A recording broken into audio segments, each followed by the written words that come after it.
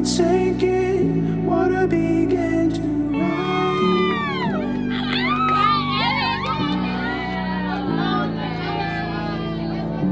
Reaching in the darkness, I came here for an answer. Maybe it's time to surrender. I'm ready to fall. I'm leaving it all. Wow, you look beautiful. I'm ready to fall. You're never gonna go where you want to go if you've never been where you've been and are going. Yes. Wow. Wow. Okay, At the same time. Listen. Sometimes you gotta get some, all right?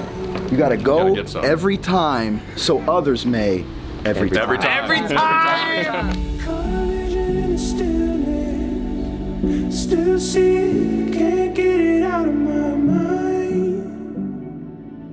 You thought this day would never come, and now it's here. Is it dreamy like for you? Yeah. Yeah, it feels surreal, right? It's amazing. Well, it's a beautiful, beautiful day.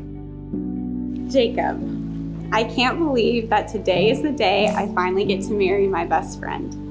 I can confidently say that we are standing here today because of God's never-ending grace, faithfulness, love, and goodness in the both of our lives. From the time I was a little girl, I've dreamt with God about what my wedding day would look like. I remember praying for my future husband at such a young age, asking God that he would give me wisdom and discernment in someday choosing a person to marry. You, my love, are more than I could have ever dreamed of or asked for. I'm ready to fall.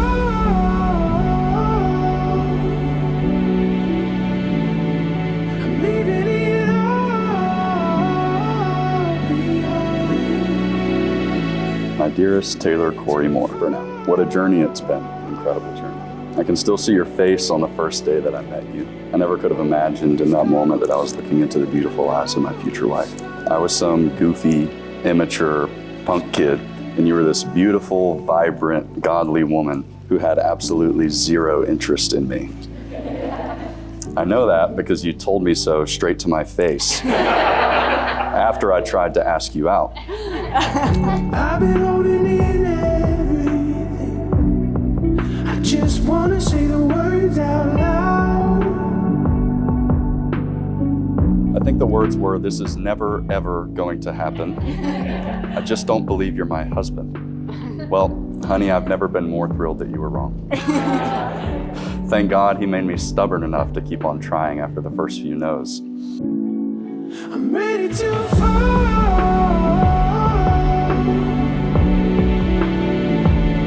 I'm leaving it all behind. I'm ready to fall.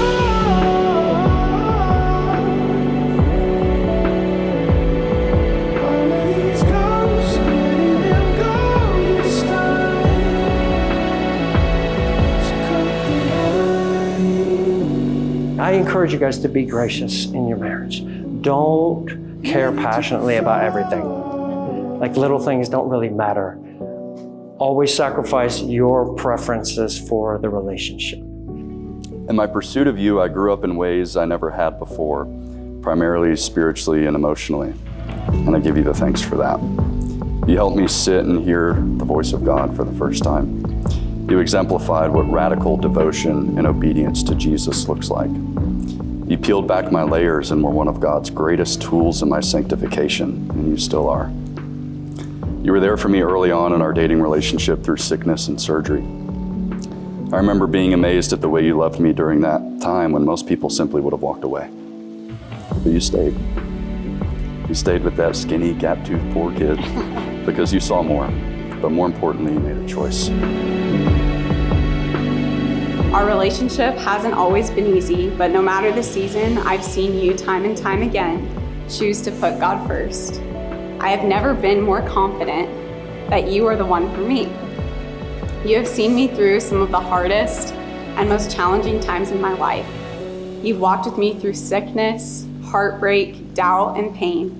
You have loved me on my best and on my worst days, and I know that there is no one on this planet that is a better match for me than you.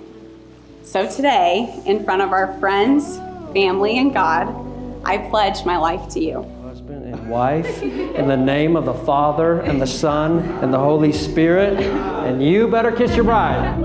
Just wanna see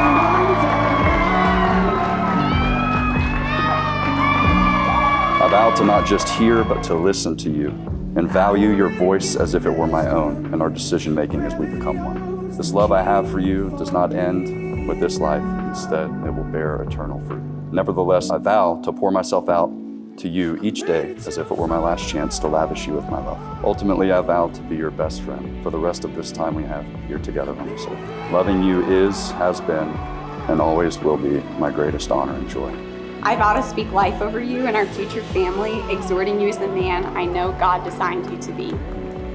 I vow to always keep you on your toes, making even the most mundane moments in life a wild adventure. Makes sense.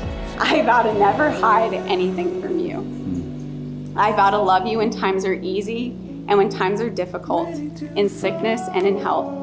And lastly, I vow to rely on the supernatural power of the Holy Spirit to help me uphold these vows I've made to you. I fully give myself to you. From this day onward until forever, I choose to love you.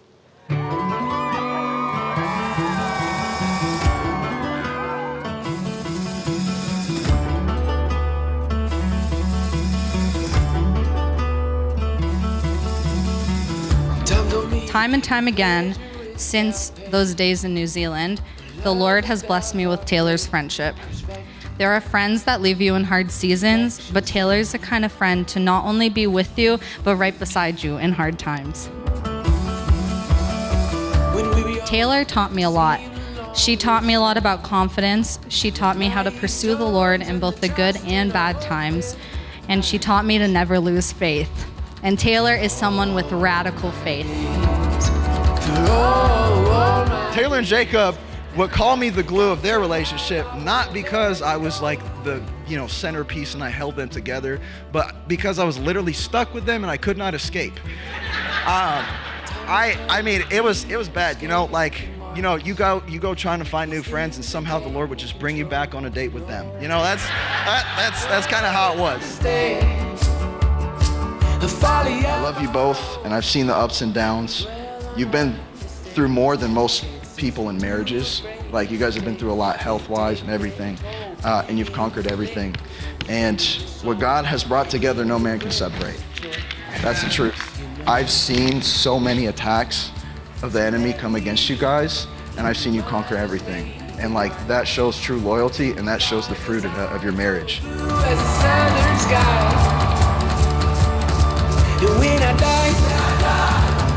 Taylor, you're clearly gifted in leadership and you're definitely influential. Only you could get 10 girls to get yeehaw tattooed on them. In all seriousness, though, Jacob, we are so excited to have another brother in our family. You are a gentle giant in our eyes. You are steadfast, hardworking, and wise. We admire the way you speak love and truth and approach hard scenarios with such grace. You both have walked in the light, being authentic and vulnerable with God and others, which has really opened the door for people around you to experience the same freedom and grace that God offers. We know you and Taylor are going to do so many amazing things for God's kingdom, and we're grateful we get to witness that. And Taylor, we are so thankful that you are a big sister. You've truly taught us what it looks like to pursue God wholeheartedly. We believe you have paved the way and when you chose to go first and be Christ's hands and feet throughout the nations. Seeing you go and come back and look more like Jesus made us all want to do the same. So thank you, for praying over our family, living generously, taking time to get words of encouragement for us, and truly standing in our corner. Also, thank you for giving us an epic childhood. We're looking forward to the day that we all have our own kids and we get to raise them together, creating new adventures for them. the love in your heart. And for the love in your heart. And for the love in your heart. And for the love in your heart. And for the love in your heart.